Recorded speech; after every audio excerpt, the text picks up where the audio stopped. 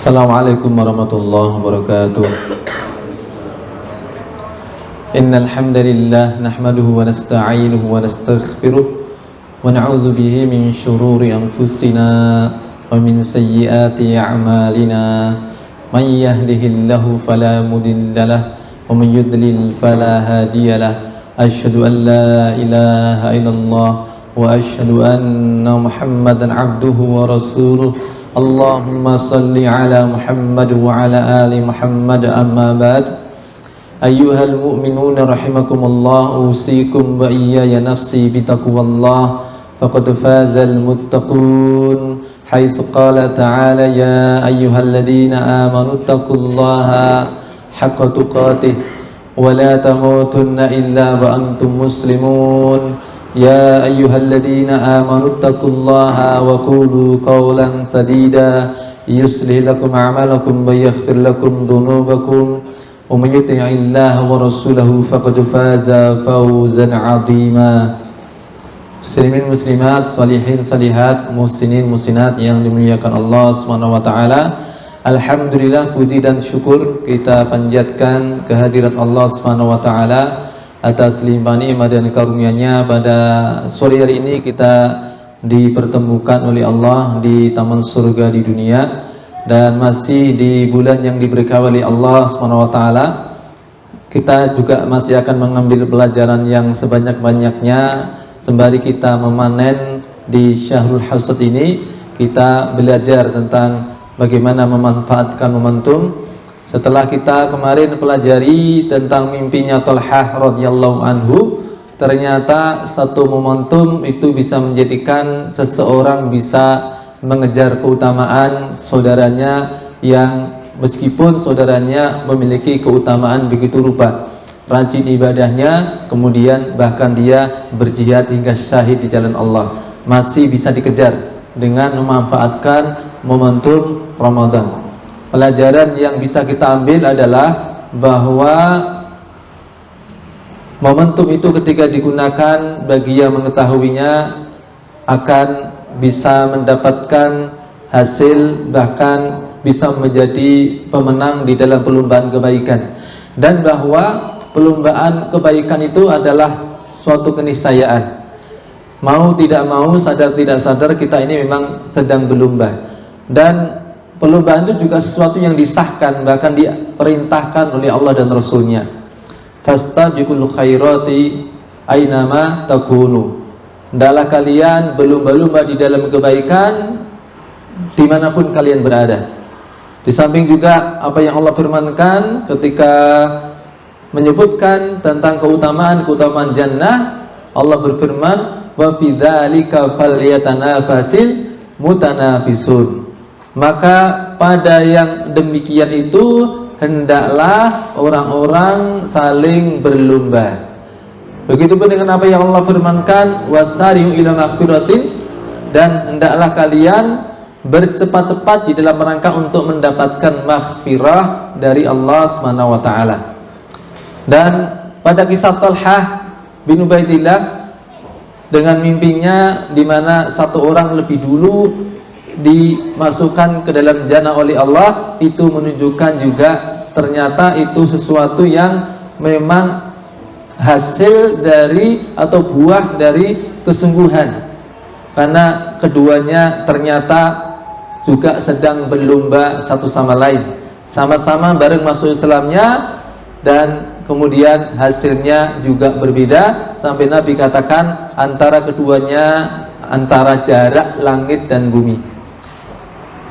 Kali ini kita akan belajar tentang ternyata bukan hanya momentum saja, bahwa bulan Ramadan adalah momentum untuk bisa mengejar ketertinggalan, bisa mengejar keutamaan, bisa melipat gandakan pahala. Allah kehendaki ada sebab-sebab yang menjadikan pahala dilipat gandakan dari setidaknya 4 sisi. Dilipat gandakan pahalanya itu dari 4 sisi. Bisa karena al-fa'il, yakni orang yang mengerjakannya. Bisa ada memang jenis amal itu sendiri dilipat gandakan pahalanya, juga ada zaman, tempat, waktu, di mana ketika dikerjakan di waktu-waktu itu maka pahala dilipat gandakan. Bisa juga karena al-makan, yakni tempat, yang ketika dikerjakan di tempat tersebut maka pahala akan dilipat gandakan. Masya Allah, kalau kita mengetahui ilmu dari semua ini, maka kita akan menjadi orang-orang yang sukses di dalam berjual beli kepada Allah. Karena hakikatnya kita ini sedang berjual beli kepada Allah.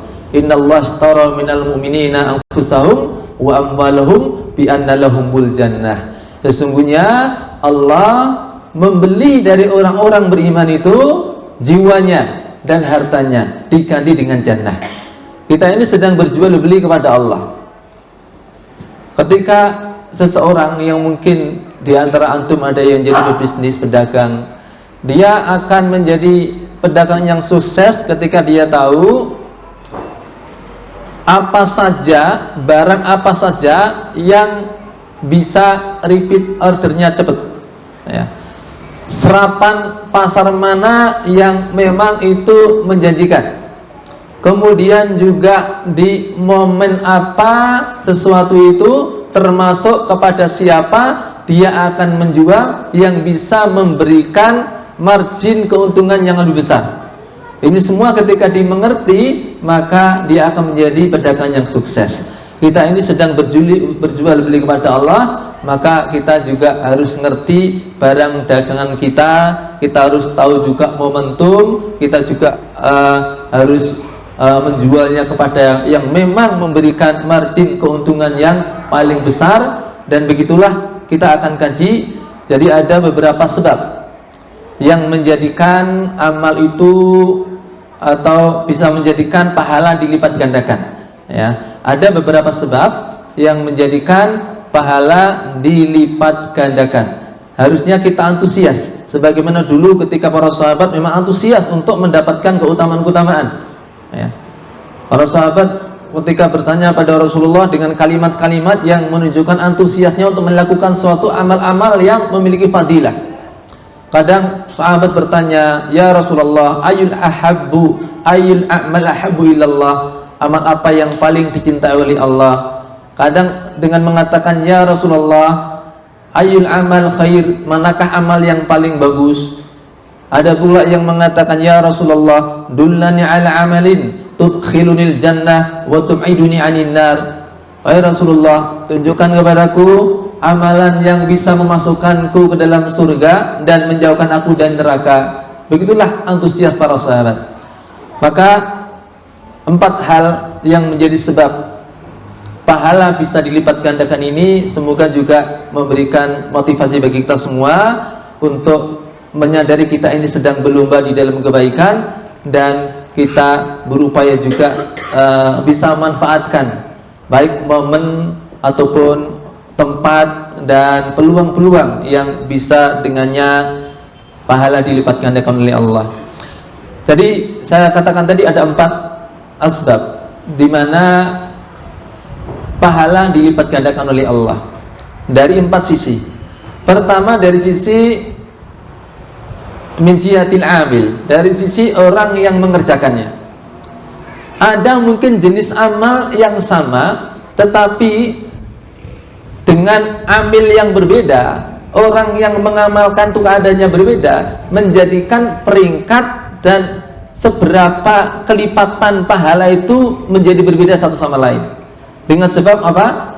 Al-amilnya, dengan sebab orang yang mengamalkannya, ya. Sama-sama amalan sholat, sama-sama amal sedekah, mungkin juga sama dari sisi apa? Dari sisi jumlahnya, tetapi bisa menjadi berbeda nilainya karena yang mengerjakannya itu berbeda dari sisi al-amilnya. Nah, maka dari sini kita pengen tahu kita ini menjadi seperti apa supaya nanti setiap kebaikan kita pelipat gandaannya lebih banyak, ya. Kita ingin jadi seperti apa yang sehingga ketika kita punya kedudukan itu, maka setiap amal kita dilipat gandakan pahalanya oleh Allah. Ini dari sisi amil. Apa saja itu? Misalnya diantaranya seseorang akan dilipat gandakan pahalanya ketika dia bagus keislamannya, ya. Ketika seseorang bagus keislamannya, ya. Sebagaimana disabdakan Rasulullah, "Idza ahsanal 'abdu islamahu, fa kullu hasanatin ya'maluha tudha'afu ila asri amsalha ila sab'ati mi'ati dhifin ila ad'afin katsirah." Apabila seorang hamba bagus keislamannya, maka setiap kebaikannya dilipatkan 10 kali, dilipatkan sampai 700 kali lipat, bahkan sampai kelipatan yang banyak. Nah, jadi sama-sama amalnya sholat, sama-sama sedekahnya mungkin senilai 1 juta, sama-sama ketika seseorang itu mungkin melakukan suatu amal-amal kesolehan, ya. Seberapa kelipatan pahalanya tergantung seberapa bagus keislamannya.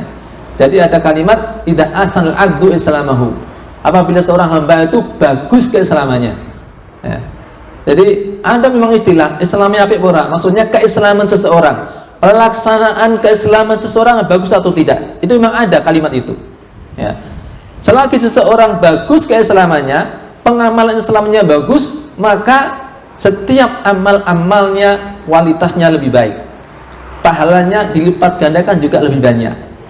Nah, persoalannya apa tanda seseorang itu dikatakan bagus keislamannya, dan seberapa bagus keislaman seseorang itu indikatornya apa?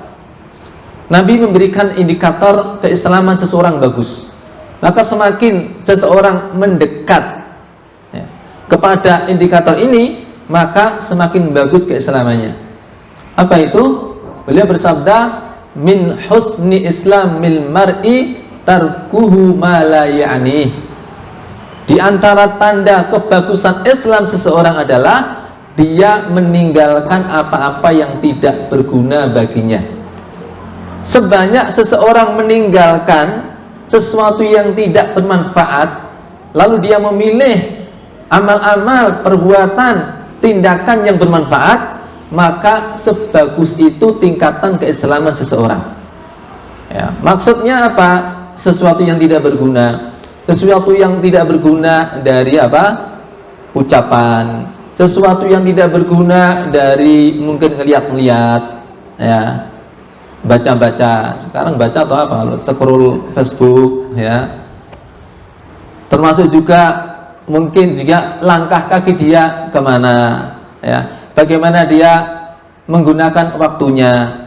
Selagi apa-apa yang tidak manfaat dia tinggalkan untuk kemudian dia isi dengan sesuatu yang lebih manfaat, maka sebagus itu tingkat keislamannya.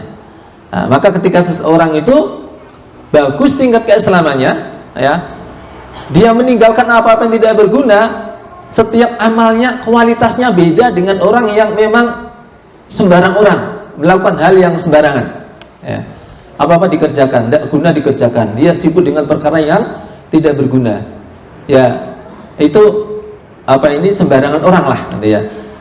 Beda tingkat apa ini pelipatan gandaan amal itu beda. Maka pastikan, upayakan bahwa kita melakukan apa-apa yang sesuatu itu bermanfaat untuk kita, ya. Kerjakan sesuatu yang bermanfaat. Ini yang pertama, ya. Yang pertama dari poin pertama. Jadi ada 4 poin, ya, bahwa dilipat gandakan amal tadi, dilipat gandakan pahala itu dikarenakan 4 hal. Kita bicara sekarang tentang apa? Al-fa'ilnya, dari sisi yang mengamalkan, ya. Dilipat gandakan amalnya kalau apa? Orang itu memiliki apa? Keislaman yang bagus, ya. Yang kedua, ada orang yang dilipat gandakan pahalanya karena dia adalah seorang dai, seorang yang mengajak ke jalan Allah, ya, mengajak kepada kebaikan, ya. Nah, warahmatullahi, orang yang berdakwah, mengajak ke jalan Allah, mengajak kepada kebaikan, mungkin dia misalnya melakukan sholat, ya, sebagaimana orang yang melakukan sholat, pahala untuk dia ini beda dengan pahala orang yang melakukan sholat tapi dia bukan seorang dai. Ya. Karena seorang dai pahalanya bukan semata apa yang dia kerjakan. Ya. Tapi apa? Dia mendapat pahala juga dari amal orang yang diajaknya. Sebagaimana sabda Rasulullah, "Man da'a ila hudan kana lahu minal ajri mithlu ujuri man tabi'ahu la yanqusu dzalika min ujurihim syai'a."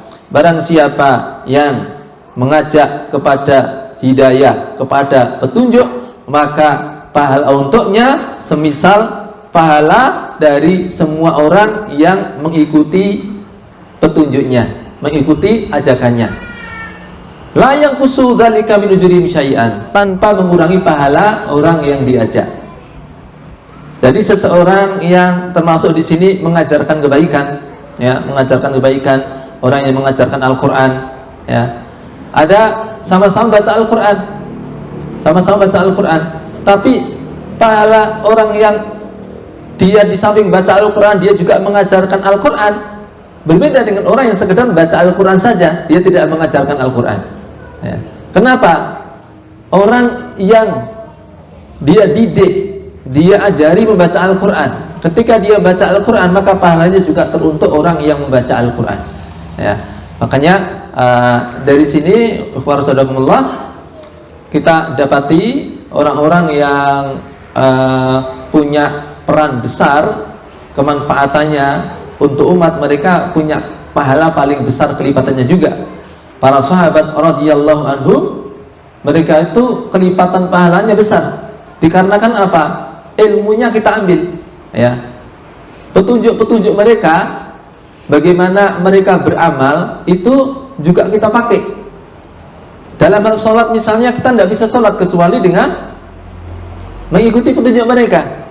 Mereka ngasih bocoran ke kita bagaimana gerakan-gerakan Nabi sholat, bagaimana bacaan-bacaan beliau.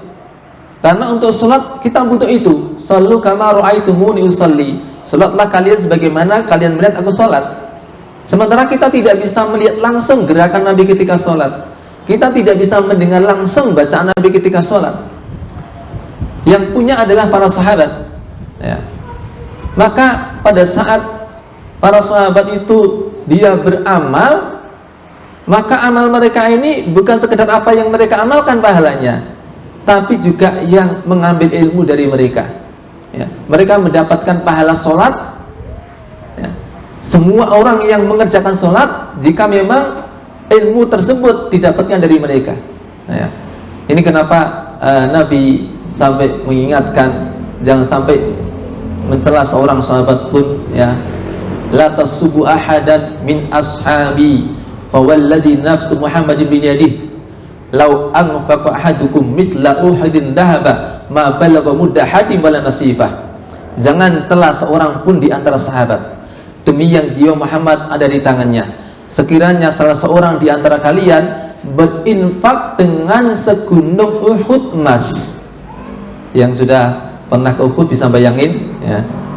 Uhud segitu gedenya, yang belum, semoga Allah mudahkan untuk bisa mendatangi Uhud. Itu gunung yang kita mencintainya dan dia mencintai kita kaum muslimin, sebagaimana disabdakan Rasulullah, ya.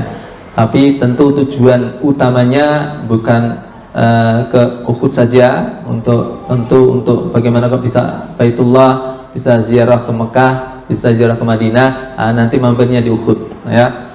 Dengan mengetahui itu kita akan tahu gambarannya, ya. Segede itu misalnya bentuknya Uhud, tapi wujudnya ataupun barangnya adalah emas, ya. Lalu menjadi milik antum semuanya. Setelah itu antum sedekahkan semuanya. Itu belum bisa menyamai satu mudnya amal sahabat. Satu mud itu segini, ya. Satu mud. Atau di antara ulama menyebutkan kalau takarannya itu 678 ml, ya. Setengah liter lebih dikit. Jadi amal antum berupa sedekah emas segunung Uhud gedenya tidak bisa menyamai satu mudnya amal sahabat. Wala nasifah, bahkan separuhnya. Bahkan separuhnya. Kenapa? Karena ini dari sisi ilmu yang tafa'u bih, ilmu yang diamalkan. ya, ilmunya diambil manfaatnya, ya. Ini dari sisi amil, ya. Maka pahala antum akan dilipat gandakan ketika antum menjadi seorang dai. Atau jadi pertama tadi apa? Ketika seorang menjadi apa tadi? Bagus keislamannya. Kedua, menjadi dai. Yang ketiga adalah ketika seseorang menjadi pelopor kebaikan, ya. Pelopor kebaikan ini bukan, tidak harus orang yang pinter banget, ya. Dia bukan, tidak harus seorang ustadz, seorang alim, ya, orang yang paling pinter, bukan, tapi dia paling depan dalam kebaikan. Seperti dikisahkan, diriwayatkan ketika Nabi di siang hari kedatangan tamu dari Bani Mudhar, rombongan, mereka dalam keadaan pakaian compang-camping, kehausan, kelaparan. Lalu ketika itu azan zuhur dikumandangkan, iqamah agak dipercepat. Setelah selesai sholat, Nabi melakukan khutbah aridah, khutbah karena ada keperluan khusus.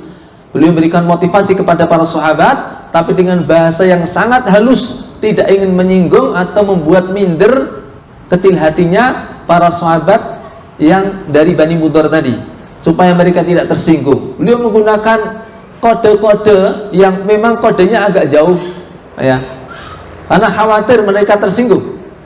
Nah, karena kode-kode isyarat-isyarat inilah yang kemudian para sahabat tidak langsung ngeh apa yang dimaksud Rasulullah.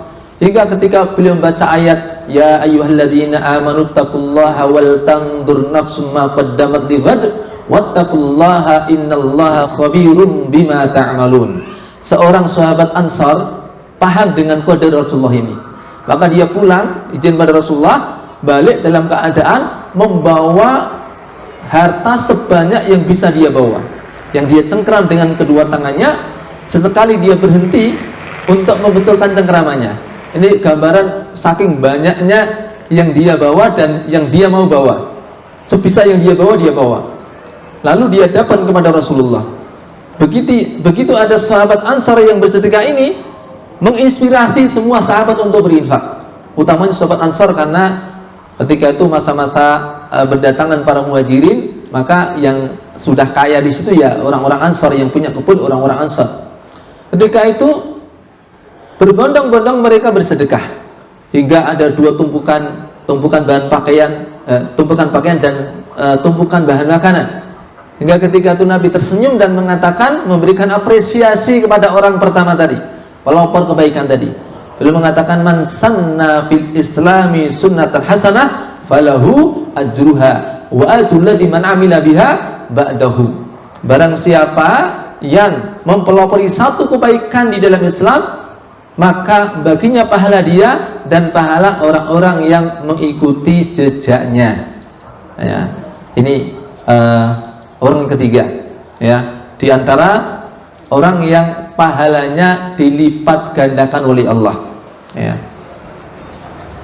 Rinciannya sebenarnya lebih panjang lagi, tapi supaya kita dapat 4 poin, ya, karena waktu, kita lanjut yang kedua. Apa judulnya tadi? Nanti soalnya ada yang terlambat, jadi saya ulangi judulnya lagi. Nanti ada terlambat lagi, saya ulangi judulnya lagi, ya. Apa judulnya tadi? Sebab-sebab yang menjadikan pahala dilipat gandakan. Sebab pertama apa tadi? Pelakunya. Pelakunya ada 3 setidaknya. Ini tidak membatasi, tapi yang saya sampaikan di sini 3. Apa tadi? Apa? Orang yang bagus keislamannya. Kedua, seorang dai, seorang alim dan sebagainya. Ketiga, pelopor kebaikan. Baik, kita lanjut yang kedua. Sebab yang kedua di mana pahala dilipat gandakan oleh Allah, yakni min jihatil amal. Kalau tadi al-amilnya, sekarang amalnya. Dari sisi amalnya, amal apa yang dilipat gandakan pahalanya oleh Allah Subhanahu wa taala. Secara umum setiap amal soleh memang sudah dilipatkan setidaknya 10 kali. Ini ukuran standarnya, ya. Sebagaimana yang Allah firmankan, man jaa bil hasanati falahu asyru amsalihha. Ya. Barang siapa yang mendatangkan kebaikan, yang mengerjakan suatu kebaikan, falahu asyru amsalihha, maka baginya 10 kebaikan. Ini dalam surat Al-An'am ayat yang ke-160, ya. Wa man jaa bisayyi'ati fala yujza illa mislaha wa hum la yudlamun. Dan barang siapa mengerjakan keburukan, dia tidak dibalas melainkan semisalnya. Jadi satu kebaikan dilipatkan 10 kali, kemudian apa? Satu keburukan dicatat sebagai satu dosa. Nah, ini ukuran standarnya. Jadi asal itu suatu kebaikan, maka dia akan diganjar dengan apa? Orang melakukan amal kebaikan, otomatis dia diberi 10 kali lipatnya dulu pahalanya. Bagaimana juga di dalam hadis yang kita sudah membahasnya, wa man hamma biha fa'amilaha katabahallahu indahu asyru hasanatin, dan seterusnya. Siapa yang melakukan kebaikan, ya, siapa yang melakukan punya niat kebaikan lalu mengerjakannya, maka diberi pahala 10 kebaikan sampai 700 sampai kelipatan yang banyak. Jadi kelipatan pertama berapa? 10. Ini sebagai standarnya, ya. Double-nya itu pokoknya orang kalau melakukan suatu kebaikan dilipatkan 10 kali. Ya. Nah, adapun sampai 700 kali sampai kelipatan yang banyak, itu syarat dan ketentuan berlaku. Nah, ini yang kita bahas di situ. Ya. Bagaimana bisa lebih banyak lagi? Atau amalan apa yang pahalanya berlipat ganda? Satu adalah ikhlas. Karena ikhlas ini dia bisa menjadi sebab, tapi ia sendiri juga menjadi amal itu sendiri. Ya. Karena ikhlas itu adalah amalan hati. Ya. Seseorang yang niatnya ikhlas, maka pahalanya dilipat gandakan oleh Allah. Ya. Dan betapa ikhlas itu atau niat secara umum itu menjadi penentu, ya, seberapa pahala yang didapat oleh seseorang. Maka ada perkataan sangat masyhur dari seorang ulama salaf tabi'ut tabi'in, yakni Abdullah bin Mubarak. Beliau adalah amirul mukminin fil hadis di zamannya, pemimpinnya orang beriman dalam hadis di zamannya. Beliau seorang mujahid juga. Beliau membagi waktunya di saat-saat jihad menjadi fardu kifayah. Tahun pertama beliau berhaji, tahun berikutnya dia berjihad, tahun berikutnya dia berhaji, tahun berikutnya berjihad, begitu selang-seling terus. Ya, ini di antara keutamaan beliau, banyak sekali utamanya, tapi apa yang beliau ucapkan sangat menarik. Beliau katakan, rubba amalin saghirin tu'dhimuhu niyyah wa rubba amalin kabirin tusghiruhu niyyah. Betapa banyak suatu amal itu bisa menjadi besar, amal yang kecil menjadi besar karena niat, dan berapa banyak ada amal yang besar tapi nilainya kecil karena niat juga. Nah, apa maksudnya? Amal yang ikhlas menjadikan sesuatu yang sederhana menjadi sebab keberuntungan, pahalanya dilipat gandakan. Yani ketika seorang ikhlas, maka amalan sederhana itu memiliki kualitas yang besar. Nabi memberikan contoh sampai ketika seseorang ada yang melihat suatu jalan, melihat ada dahan yang berduri merintangi jalan, maka orang tadi kemudian menyingkirkannya. Dengan sebab itu Allah ampuni dosanya dan Allah masukkan dia ke dalam surga. Ya. Yang padahal menyingkirkan dahan itu yang berduri sesuatu yang sangat mudah. Ya. Dan itu kalau dilihat dari sisi tingkatan atau cabang iman, itu cabang iman yang paling rendah. Iman itu memiliki 70 lebih atau 60 lebih cabang. A'laha qaulu la ilaha illallah. Yang paling tinggi adalah ucapan la ilaha illallah. Wa adnaha imatatul adha 'anit thariq. Yang paling rendah cabangnya adalah imatatul adha 'anit thariq, menyingkirkan penghalang di jalan. Ya. Dan secara modalnya, ya, itu enggak besar, enggak banyak modal lah untuk menyingkirkan ranting yang ada dulunya di jalan. Ya. Nggak butuh belajar tahsin dulu, enggak kan ya? Nggak perlu belajar jurus dulu, ya? Nggak perlu biaya banyak juga, ya? Kan nggak harus mendatangkan bilku ya untuk mendatangkan untuk menyingkirkan Kalau bilku mendatangkan dari jauh ya bisa Untuk towingnya aja udah mahal ya. Paling kalau cuma geser lebih murah ya. Nah, tapi nggak butuh itu juga. Untuk apa? Menyingkirkan duri ya. Atau menyingkirkan ranting yang ada durinya di jalan. Nggak butuh effort yang besar, sederhana, gampang ya. Disampar sikil ya bisa gitu loh ya. Sambil jalan sampar sikil bisa. Tapi dengan sebab itu Allah masukkan dia ke dalam surga. Allah ampuni dosa-dosanya. Kenapa? Karena keikhlasannya ya. Ini amal yang bisa berlipat ganda pahalanya. Yang kedua yang disebutkan amal yang berlipat ganda pahalanya adalah sedekah jariyah. Sedekah jariyah ya.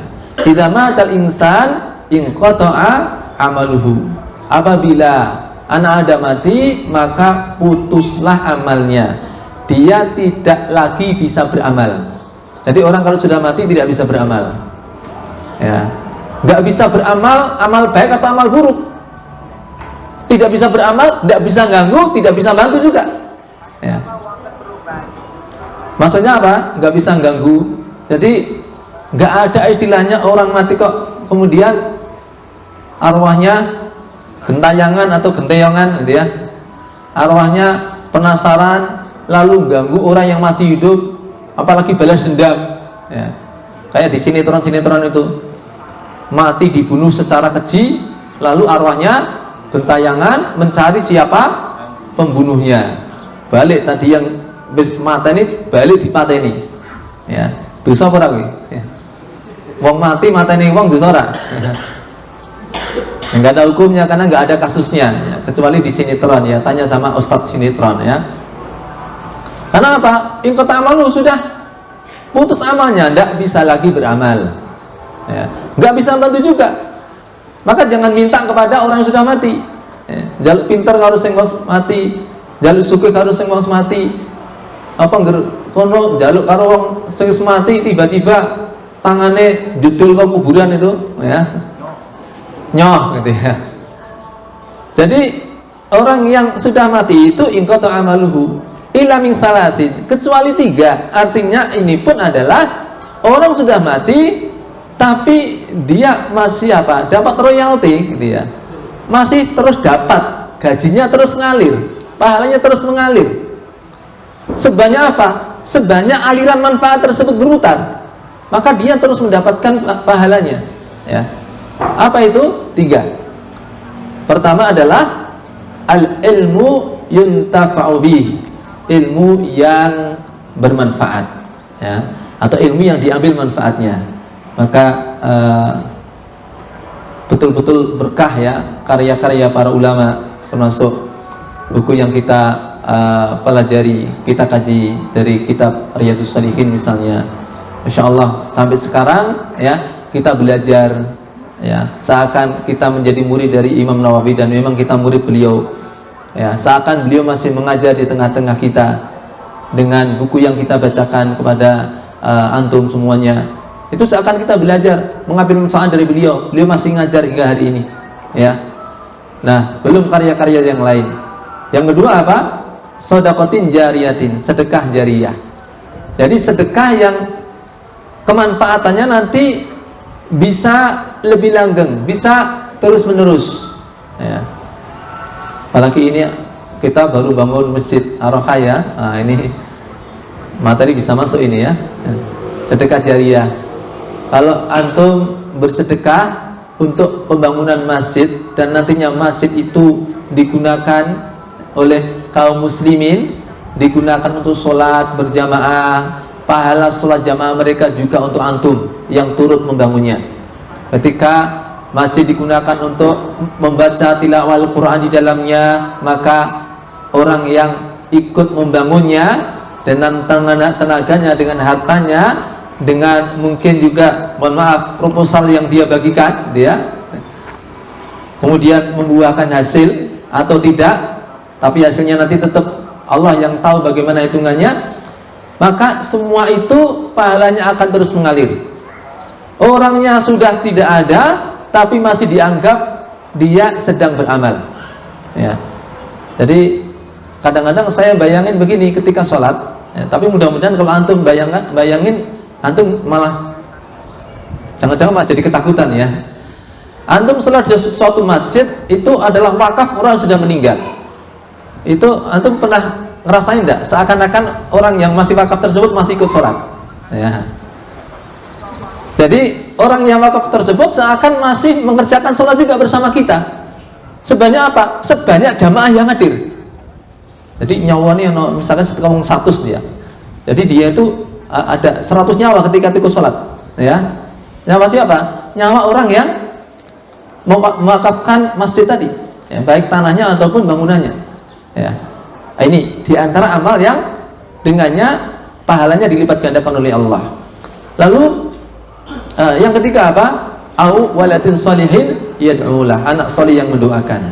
Anak soleh itu poin sendiri, mendoakan itu juga poin sendiri. Ya. Anak soleh itu adalah bagian dari amal jariyah. Ini disebut amal karena apa? Inna auladakum min kasbikum. Sesungguhnya anak-anak kalian adalah hasil jerih payah kalian. Anak itu adalah amal, ya, amal kalian. Maka ketika anak itu dia berbuat baik, setiap kali anak berbuat baik, beramal saleh, dan itu kontribusi orang tua, ya, untuk menjadikan anak memang ada supaya bagaimana anak itu saleh, maka setiap anak itu berbuat kesalehan, orang tua mendapatkan pahalanya di ketika hidup maupun ketika dia sudah mati. Ini sesuatu yang bisa apa? Amal itu bisa berlipat ganda pahalanya. Ya. Dan beberapa amal yang lain yang itu tadi hanya sekedar contoh, ya, dari sisi amal. Ya. Ini yang kedua. Yang ketiga, tapi sebelum yang ketiga, karena ada yang terlambat, tak ulangi lagi judulnya. Ya. Ada yang baru datang. Ya. Apa tadi judulnya? Sebab-sebab yang menjadikan pahala dilipat gandakan. Ya. Dari 4 sisi. Sisi yang pertama, pelakunya. Ya. Ada karena pelakunya maka pahala dilipat gandakan. Siapa dia? 1, orang yang bagus keislamannya. 2, dai. 3, orang yang mempelopori kebaikan. Nah, itu min jihatil amil. Kemudian min jihatil amal, dari sisi amalnya. Amal apa saja yang dilipat gandakan pahalanya? Ikhlas. Kedua, ya, 3 dalam 1 hadis tadi, ya, ilmu, ya, kemudian apa? Sedekah jariyah. Ketiga, anak saleh. Kemudian ikhwanakumullah, min jihadil tsalits, dari sisi yang ketiga, min jihadil tsalitsah, yakni min jihadil makan, dari sisi tempat. Ya. Tempat itu juga mempengaruhi. Ya. Jadi kalau ada istilah bukan masalah tempatnya tapi sama siapa. Oh, tempat juga pengaruh. Ya. Ini bukan apa, bukan ganjaran loh ya. Orang masalah nang ndi tapi karo sopo ya. Ini nang ndi ya pengaruh dia. Tempatnya di mana juga pengaruh. Ya. Nah, di antara tempat ini yang mempengaruhi amal itu, dan di antara bukti bahwa tempat bisa menjadikan perbedaan peringkat ataupun kelipatan pahalanya, ya, bahwa sholat di Masjid Nabawi, sholat di Masjid Makkah Al-Mukarramah, sholat di Masjidil Aqsa itu beda, ya, besaran kelipatannya bila dibandingkan dengan sholat di masjid manapun itu. Sebagaimana sabda Rasulullah, sholatun fi masjidi afdalu min alfi sholatin fi ma siwahu ilal masjidil haram. Sholat di masjidku ini lebih utama 1000 kali sholat dibandingkan dengan sholat di tempat yang lain kecuali di Masjidil Haram. Ya. Wa sholatun fil Masjidil Haram, sholat di Masjidil Haram afdal mimi ati alfi sholatin fi ma siwahu, lebih utama 100.000 sholat dibandingkan apa? Sholat di tempat yang lainnya. Maka kalau kita memahami hal ini, kita akan berupaya apa sih yang bisa, karena kita ini satu berlomba, yang kedua kita ini sudah banyak tertinggal dalam banyak poin. Harusnya setiap ada sebab yang itu kita bisa menjangkaunya, kita ambil. ya, kita kerjakan, ya. Nah, itu kenapa ada yang masukkan ini pada bab umrah, ya, atau haji yang berkali-kali, itu karena diantaranya mendapatkan fadilah ini. Karena ada persepsi yang keliru, misalnya begini, ada memang seseorang yang ketika mengutarakan ke saya sebenarnya pengen umrah, dan terus kenapa? Tapi saya mau memperbaiki diri dulu, ya.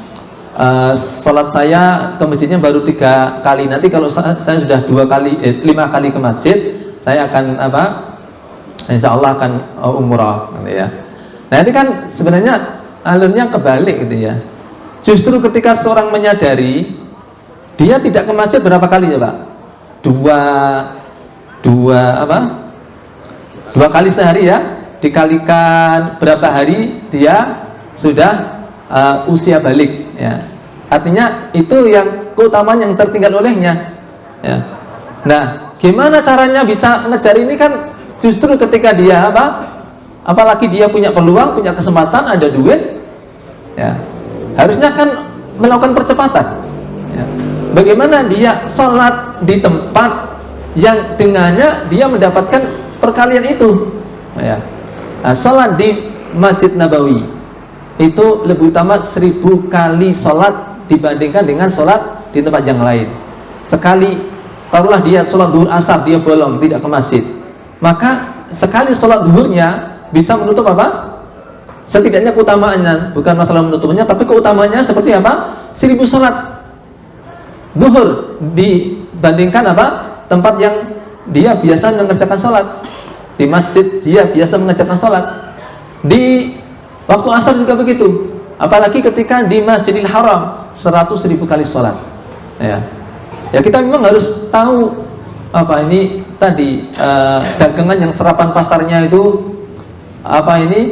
banyak, kemudian yang margin keuntungannya lebih besar. Kita ini sedang berjual beli pada Allah. Kalau kita tidak ngerti tentang hal ini, ya, poin-poin mana yang bisa menyebabkan pahala dilipat gandakan, ya, kita akan kalah, ya.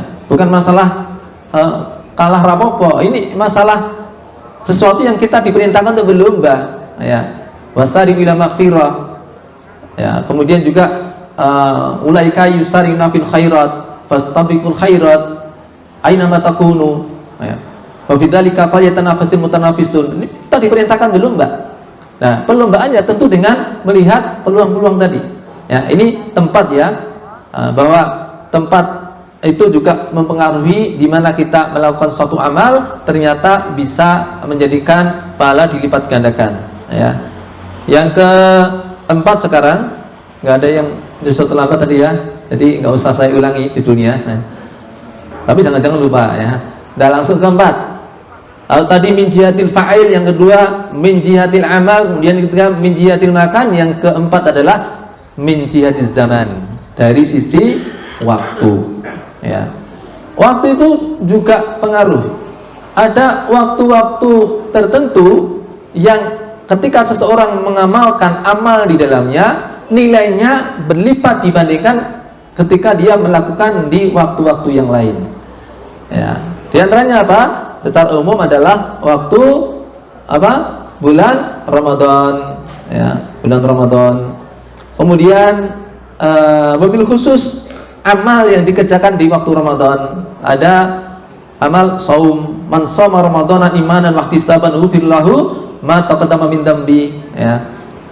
Kemudian man qama lailatal qadri imanan wa ihtisaban ghufira lahu ma taqaddama min dambi. Begitupun dengan amal apapun yang dikerjakan di malam Lailatul Qadar, ya, itu nilainya berlipat, bahkan lebih baik daripada 1000 bulan, ya. Jadi di Lailatul Qadar yang waktunya pun juga fake-nya itu adalah ada beberapa kemungkinan, yang kemungkinan tersebut untuk suatu hikmah, tujuan supaya kita melakukan apa yang disebut dengan tahri Lailatul Qadar. Kita berjaga-jaga mbok menawa ini malam Lailatul Qadar, sehingga kita terus akhir-akhir Ramadan itu berupaya memanfaatkan waktu tersebut. Karena kalau amal yang kita kerjakan bertepatan dengan waktu tersebut, maka pelipat gandaannya itu luar biasa, ya, fantastis, ya, lebih baik daripada 1000 bulan. Berapa tahun? 83 tahun, ya. Amal yang dikerjakan di dalamnya itu setara dengan atau lebih tinggi nilainya daripada amal serupa dikerjakan selama 83 tahun, ya. Ini waktu yang menjadikan, ya, sesuatu itu menjadi atau pahala dilipat gandakan oleh Allah Subhanahu wa taala, ya. Dan nanti kalau kita cari dalil-dalilnya, mungkin kita juga akan menemukannya ada amal-amal atau ada waktu-waktu yang lain, ya, waktu tertentu, ya, sama-sama sholat jamaah, tapi ketika itu dilakukan di waktu subuh, ya, maka pahalanya seperti apa? Seperti sholat semalam suntuk, sholat semalam tidak berhenti, ya. Itu dia lebih tinggi tingkatannya atau lebih tinggi kelipatan pahalanya lebih banyak daripada sholat-sholat yang lain. Walaupun kemudian bukan berarti ya wis sholat subuh tok wae, ya, ting jamaah, ya. Kita akan tertinggal di waktu-waktu yang lain. Ini dari sisi motivasi, makanya ketika kita menyadari sedang berlomba dan kita sedang berjuang diri pada Allah, maka keruk sebanyak-banyaknya keuntungan, dan kita ketika mengetahui apa yang bisa berlipat ganda pahalanya, kemudian di tempat mana, di waktu kapan, dan bagaimana caranya mensifati diri kita sebagai orang yang dilipat gandakan pahalanya, maka kita hendaknya antusias, ya, sebagaimana dulu para sahabat juga antusias terhadap amal-amal utama. Ketika mereka mengetahui, mereka kemudian mengerjakannya. Ini saja yang bisa saya sampaikan, mudah-mudahan bermanfaat. Akhirul kalam, assalamualaikum warahmatullahi wabarakatuh. Waalaikumsalam warahmatullahi wabarakatuh.